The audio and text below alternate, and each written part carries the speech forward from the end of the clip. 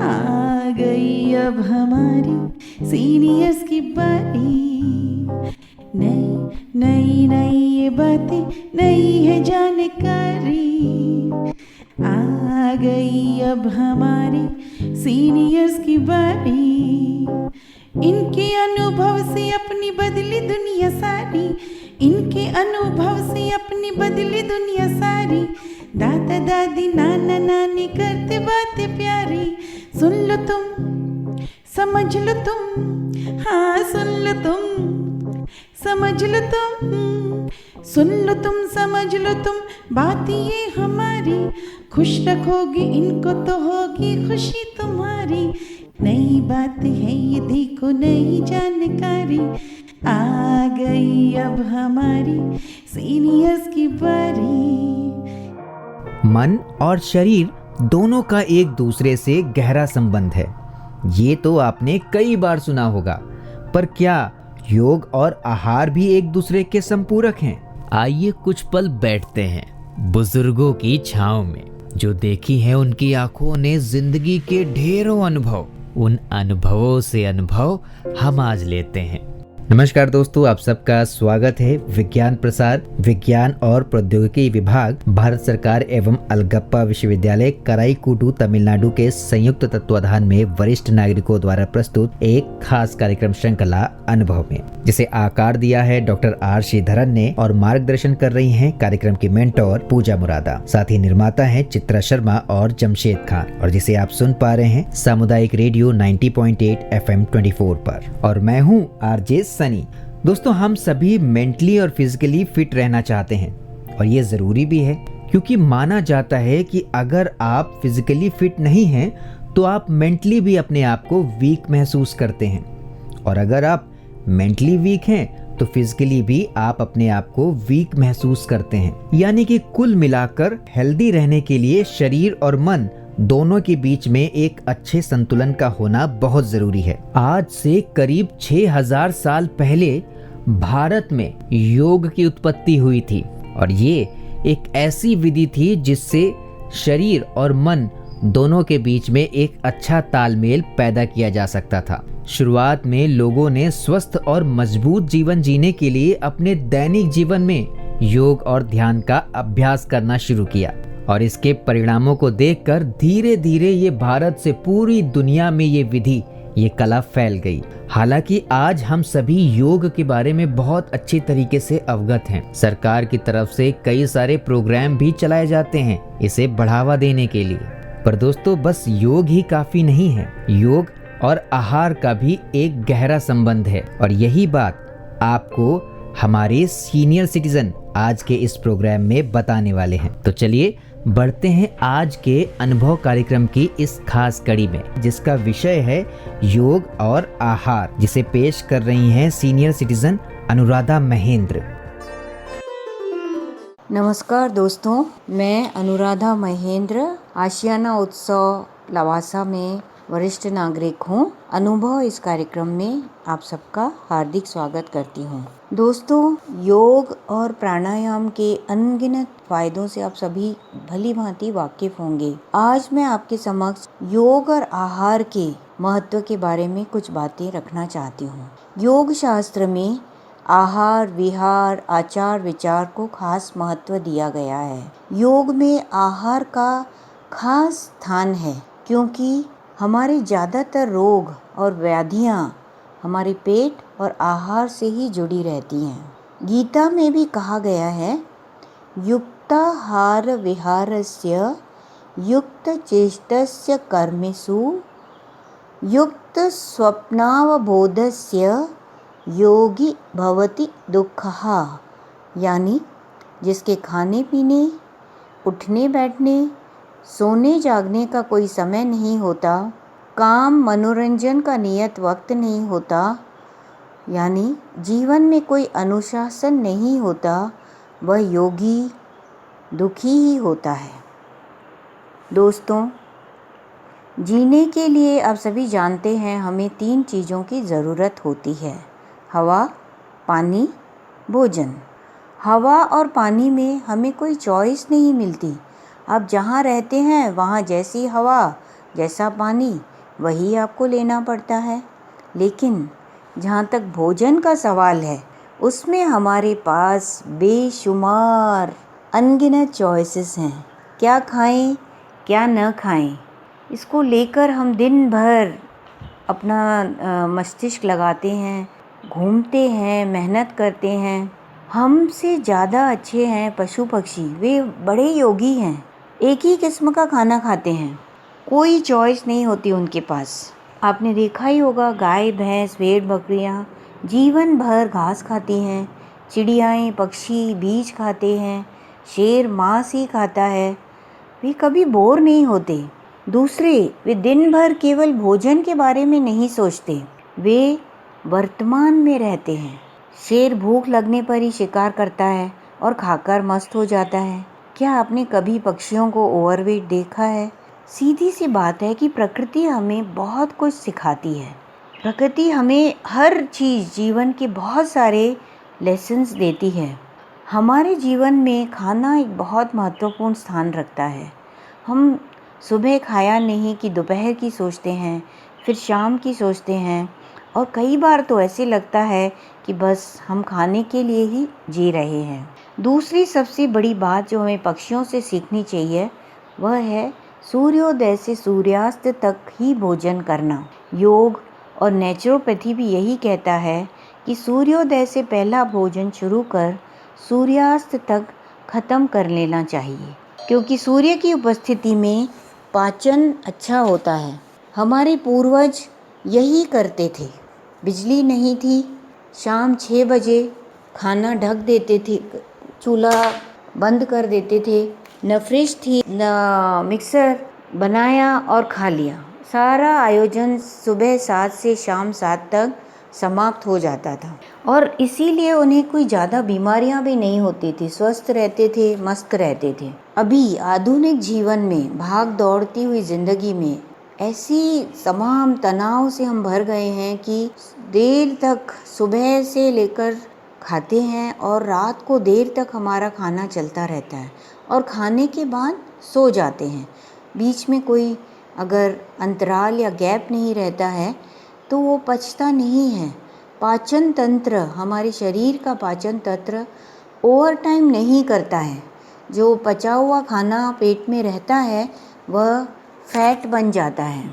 दोस्तों, वजन बढ़ने का या मोटापे का एक बहुत बड़ा कारण यह भी है देर से खाना और सोना, खासकर यदि आप बहुत भारी और तला हुआ खाना खाने के आदी हैं। एक स्वस्थ जीवन के लिए दिन में 3 बार खाना पर्याप्त है। सुबह का नाश्ता, दोपहर का भोजन और शाम का हल्का फुल्का भोजन। बेहतर यही है कि शाम को फल, उबली हुई सब्जियां या हल्के फुल्के भोजन को खाया जाए, और यदि बहुत देर हो गई है तो रात में बिना खाए या बहुत कम खाकर भी सोया जा सकता है। आधुनिक जीवन शैली में सारे आयोजन, पार्टियां, खाना पीना देर रात तक चलते रहते हैं। इससे काफ़ी सारी समस्याएं हमारे स्वास्थ्य की जुड़ी हुई हैं, और ये बहुत ही ध्यान रखने लायक बात है। एक और बात है जो बहुत ज़रूरी है, वो है खाते वक्त हमारी मनस्थिति, अर्थात स्टेट ऑफ माइंड। खाते समय आपकी मनस्थिति कैसी है, यह बहुत महत्वपूर्ण है। अगर आप गुस्से में और तनाव में खाना खाते हैं तो उस भोजन का रत्ती भर भी फ़ायदा यानी न्यूट्रिशंस वैल्यू आपको नहीं मिलेगा। विचलित मनस्थिति और क्रोध से शरीर में बहुत सारे केमिकल बदलाव होते हैं, टॉक्सिन्स का निर्माण होता है, और ऐसे अनवांटेड हार्मोन्स पैदा होते हैं जो आपके स्वास्थ्य पे असर करते हैं। इसलिए ऐसी अवस्था में कभी भी भोजन न करें, यह हमारे शरीर के लिए हानिकारक है। आप जानते हैं, बहुत प्राचीन समय से हमारे बड़े बूढ़े, घर के दादा दादी, बहुत सारे घरों में हाथ जोड़कर श्लोक का जाप कर खाना खाया जाता है। ईश्वर से प्रार्थना की जाती है, ग्रेटिट्यूड व्यक्त किया जाता है, अन्न को देवता माना जाता है, उससे मन शांत होता है, और भोजन हमारे शरीर को जरूरी स्वास्थ्य प्रदान करता है। एक और महत्वपूर्ण बात है जो कि योग और आहार में बताई जाती है, वो है पानी। भोजन के दौरान पानी पिए या ना पिए। पानी का काम है धोना, वॉश अवे। खाते समय चबाने से जो डाइजेस्टिव जूसेस निकलते हैं, यदि बीच में पानी पिया जाए तो वो पेट में चले जाते हैं, वहाँ उनका कोई उपयोग नहीं होता, क्योंकि हमारा मैक्सिमम आधे से भी ज़्यादा डाइजेशन, पाचन मुंह में ही होता है। जितना ज़्यादा चबाकर खाते हैं उतना हम कम खाते हैं और जल्दी पाचन होता है। इसीलिए पानी खाना खाने से आधे घंटे पहले और भोजन के आधे घंटे बाद ही पीना चाहिए। यह नेचुरोपैथी और योग में भी बहुत महत्वपूर्ण बात मानी जाती है। अगर आप पीना ही चाहते हैं कुछ, तो छाछ, लस्सी, सूप आदि भोजन के साथ पिया जा सकता है। साथ ही नेचुरोपैथी में ये भी है कि दूध और जूस को न मिलाएं। उन दोनों के अपने अपने वैल्यूज़ हैं, न्यूट्रिएंट्स हैं। दोनों को मिलाकर खाने या पीने से कई बार फ़ायदे से ज़्यादा नुकसान होता है।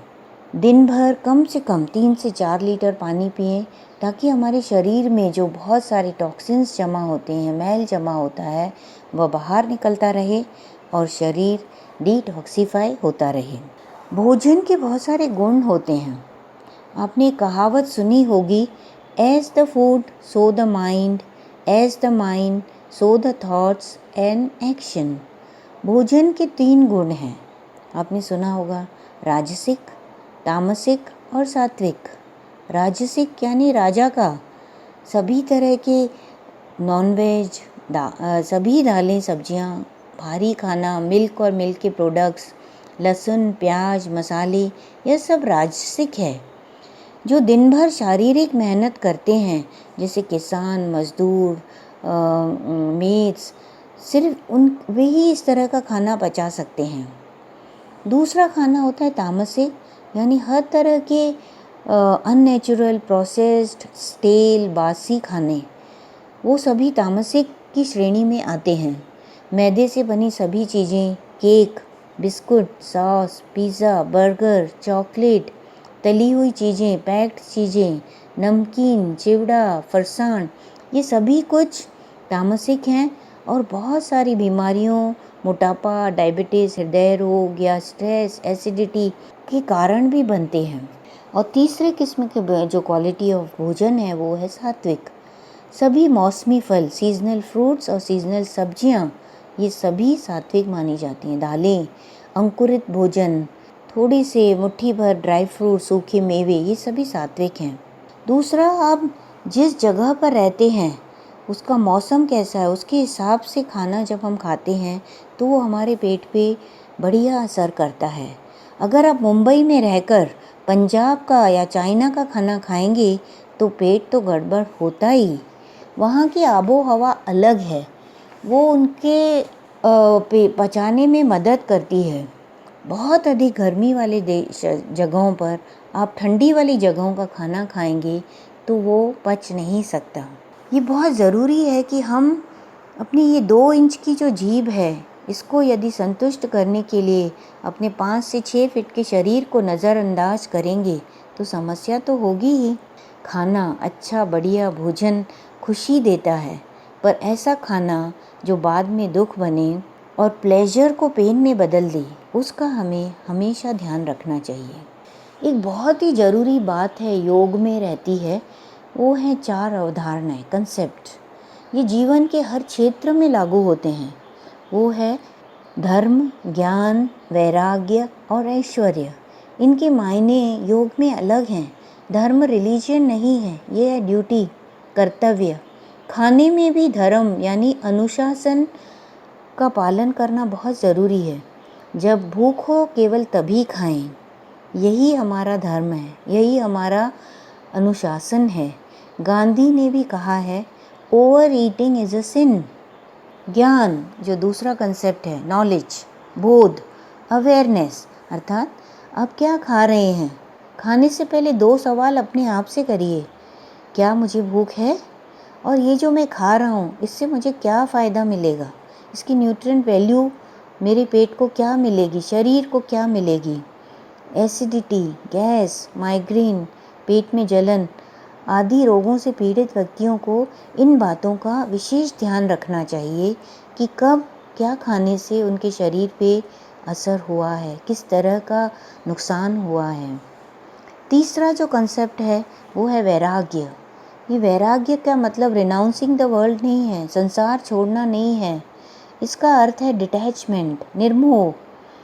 योगिक मार्ग पे चलने वाले जो योगी होते हैं वे अपने आप डिटैचमेंट से भर जाते हैं। कई बार हम खाने के प्रति भी इस तरह का डिटैचमेंट आना बहुत ज़रूरी है। कब कितना खाना है और ना करना है। आपको जब हम कहीं जाते हैं बहुत ही स्वादिष्ट खाना देखते हैं, पार्टी या किसी विवाह या समारोह में मनपसंद चीज़ सामने आई नहीं कि पेट भरा होने पर भी हम खा लेते हैं। लेकिन वैराग्य यही है कि आप खाने को देखकर उसको ना कहना सीखें। अपने यही डिटैचमेंट है, यही वैराग्य है। चौथा जो योग का कंसेप्ट है भोजन को लेकर, आहार को लेकर, वो है ऐश्वर्य। ऐश्वर्य है यहाँ पे समृद्धि नहीं किंतु विल पावर, इच्छा शक्ति, दृढ़ शक्ति। यदि आप जानते हैं कि आपके लिए क्या अच्छा है और क्या नुकसानदेह है तो उसे पूरे विल पावर और दृढ़ शक्ति के साथ अपनाएं। इसे अपनी आदत का हिस्सा बनाएं कि आपके लिए क्या उपयोगी है, क्या खाना है। जीवन में ये चारों बेसिक प्रिंसिपल्स, इनको जब हम लागू करते हैं तो योग की पूरी फिलॉसफी हमारे जीवन का वे ऑफ लाइफ, जीवन का हिस्सा बन जाती है। अक्सर ये बहुत ज़रूरी होता है कि हम अपनी भूख को मैनेज करना सीखें। जैसे भूख को पहचानना भी अपने आप में एक शरीर को आना चाहिए। कई बार लोग सिर्फ भूख लगने पर नहीं खाते, मनोवैज्ञानिक कारणों से भी खाते हैं। सबसे बड़ा कारण है जो आता है, सबसे कुछ मेजर कारण है वो है बोरियत, ऊब, गुस्सा, खाली पेट बैठना, मूड वगैरह को देखकर लोग खाना शुरू करते हैं। कुछ लोग घड़ी देखकर भी खाना शुरू कर देते हैं। भूख हो या ना हो, सुबह 9 बजे तो खाना है, 12 बज गए तो खाना है, शाम हुई तो खाना है, रात हुई तो फिर से खाना है। तो ये जो सब ट्रिगर्स हैं इनको कंट्रोल करना बहुत ज़रूरी है। हमारे पेट में या हमारे दिमाग में भी ट्रैफिक सिग्नल होते हैं, हरा, पीला और लाल। ग्रीन सिग्नल खाना शुरू करो, येलो सिग्नल जब आपका पेट देता है इसका मतलब है कि आपका पेट लगभग भर गया है, यू आर नियरिंग फुल। और लाल सिग्नल का मतलब है स्टॉप। लेकिन हम इन सिग्नल्स को नज़रअंदाज करते हैं। भूख पहचानने के भी कई संकेत होते हैं, जैसे भूख लगते ही चिड़चिड़ापन, गुस्सा, काम में मन नहीं लगना, कंसंट्रेशन भंग होना, पेट में गुड़गुड़ शुरू होना, चक्कर आना। ये सारे संकेत भूख लगने की खबर देते हैं। खाने में 4 अवस्थाएं आती हैं जिनको पहचानना बहुत ज़रूरी होता है। पहली है परफेक्टली कंफर्टेबल, दूसरी है कंफर्टेबली फुल, दूसरा है लिटिल टू फुल, चौथा है स्टफ्ड और पांचवा है सफोकेटेड। इतना ज़्यादा खाना कि पैंट ढीला करना पड़े। इन अवस्थाओं तक खुद को ना आने दीजिए। बहुत देर भूखे रहना और बहुत ज़्यादा खाना, ये दोनों ही एबनॉर्मल हैं। यदि हम अपना को स्वस्थ रखना चाहते हैं और संतुलित जीवन, अनुशासन से रहना चाहते हैं खाने के मामले में, आहार के मामले में, तो हमें संकल्प करना बहुत ज़रूरी होता है। ऐसा संकल्प करें जिस पर टिक सकें। ऐसा नहीं कि जोश में डाइटिंग शुरू की और 2 दिन बाद खाने पर टूट पड़े, 4 गुना खा लिया, ये नुकसानदेह होगा। सुबह 3-4 ग्लास गर्म पानी पीना, साथ में हनी या नींबू, शहद, दालचीनी डालकर पानी में पीना भी बहुत फ़ायदेमंद होता है। हफ्ते में 1 दिन रसाहार, फलाहार या संभव हो तो उपवास रखना भी फ़ायदेमंद होता है। नेचुरोपैथी में ये 4 चीज़ों को पॉइज़न माना जाता है, नमक, शक्कर, मैदा और सोडा। इनको जितना कम कर सकें इससे हमारे शरीर को अच्छा स्वास्थ्य मिलता है। थोड़े से सूखे मेवे, बादाम, अखरोट, किशमिश अवश्य खाएं। शक्कर की जगह गुड़ और हनी का इस्तेमाल करें और नमक की जगह सेंधा नमक, काला नमक, ये सब हमारे स्वास्थ्य के लिए बहुत ही बेहतर होते हैं। अच्छी नींद और सेहत के लिए नियमित व्यायाम, योग, ध्यान, प्राणायाम, सैर, जो भी आपको पसंद हो उस तरह की एक्सरसाइज बहुत ज़रूरी है। अंत में यही कहूँगी कि जीवन में कभी भी अन्न के कण और आनंद के क्षण को जाया नहीं किया जाना चाहिए। जीवन में हम संकल्प करें तो कुछ भी हासिल किया जा सकता है। वो कहते हैं ना, कुछ कर गुजरने के लिए मौसम नहीं मन चाहिए, साधन सभी जुट जाएंगे, पहले संकल्प का धन चाहिए। बहुत बहुत धन्यवाद दोस्तों। योग और आहार पे ये कुछ बातें मैंने आज आपके साथ साझा की हैं। उम्मीद है आप सुनेंगे और अमल करेंगे। आपके अच्छे स्वास्थ्य की कामना के साथ बहुत बहुत शुक्रिया। दोस्तों, योग और आहार दोनों की क्या भूमिका है आपको स्वस्थ बनाए रखने में आप अच्छी तरह से समझ चुके हैं। पर जाते जाते दोस्तों, आपको Harvard T.H. Chain school of public health के पोषण वैज्ञानिकों द्वारा बताए गए एक स्पेशल स्वस्थ भोजन थाली के मानकों के बारे में बताना चाहूँगा। दोस्तों, वैज्ञानिकों का कहना है कि आपकी भोजन की थाली में आधी थाली की मात्रा में फल और सब्जियां होनी चाहिए। वहीं 1/4 थाली की मात्रा में होल ग्रेन यानी कि साबुत अनाजों को रखना जरूरी है। इसके साथ ही आपकी भोजन की थाली में 1/4 हिस्सा प्रोटीन वाली चीज़ों का होना चाहिए। ऑयल की जगह पर वेजिटेबल ऑयल जैसे जैतून या ओलिव ऑयल, सोयाबीन, सनफ्लावर, मूंगफली, इन सब के तेलों को चुनना चाहिए और वो भी बहुत ही मीडियम मात्रा में। तो खैर, ये तो पोषण के वैज्ञानिकों का कहना है। तो खैर, समय हो चुका है आप सभी से इजाज़त लेने का। आज का योग और आहार विषय पर ये प्रोग्राम आपको कैसा लगा आप हमें ज़रूर बताइएगा fmbhiwadi@gmail.com पर। और जाते जाते हमारी सीनियर सिटीजन अनुराधा महेंद्र जी का दिल से धन्यवाद इतने अच्छे विषय पर इतनी अच्छी जानकारियों के लिए। आप सुन रहे थे आरजे सनी के साथ सामुदायिक रेडियो 90.8 FM 24 पर अनुभव कार्यक्रम की ये खास कड़ी। आप सुन रहे हैं 90.8 FM 24, आपका रेडियो, आपकी धड़कन।